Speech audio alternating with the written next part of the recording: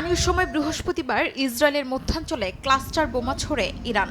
রাজধানী Tel Aviv লক্ষ্য করে একের পর এক ক্ষেপণাস্ত্র নিক্ষেপ করা হয়। ইসরায়েলি সেনাবাহিনী প্রতিহতের দাবি করলেও কয়েকটি ক্ষেপণাস্ত্র আঘাতের ফুটেজ পাওয়া গেছে।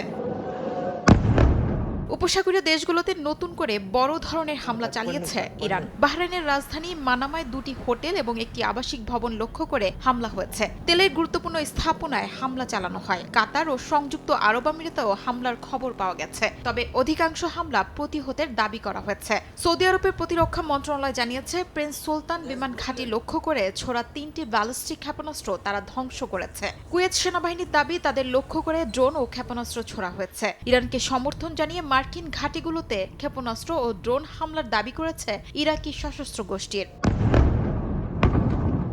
ইসরায়েল ও যুক্তরাষ্ট্র পাল্টা হামলা অব্যাহত রেখেছে ইরানে। তেহরানের আকাশে যুদ্ধ বিমানের শব্দ এবং একাধিক বড় বিস্ফোরণের শব্দ শোনা গেছে। এদিন খামেনির বাংকার লক্ষ্য করেও ব্যাপক হামলা চালিয়েছে ইসরায়েলি সেনারা।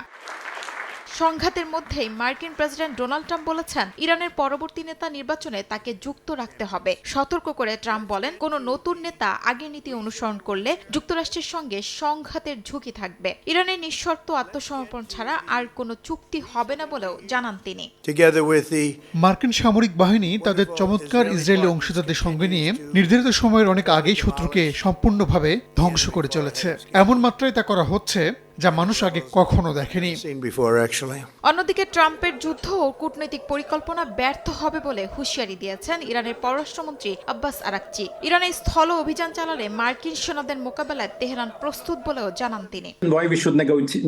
আমরা যুদ্ধবিরতির জন্য কোনো অনুরোধ করছি না। যুক্তরাষ্ট্রের সঙ্গে আমাদের আলোচনা করার কোনো কারণ আমরা দেখছি না। আমরা তাদের সঙ্গে 2বার আলোচনা করেছি, আর প্রতিবারই তারা আলোচনার মাঝপথে আমাদের উপর হামলা করেছে। এদিকে লেবাননের দক্ষিণাঞ্চলে ব্যাপক হামলা চালিয়েছে ইসরায়েল। গাজার মতো ধ্বংসস্তূপে পরিণত করার হুমকিও দিয়েছেন ইসরায়েলের অর্থমন্ত্রী বেজলাল স্টর্মিচ। শিউলি রোজা, সময় সংবাদ।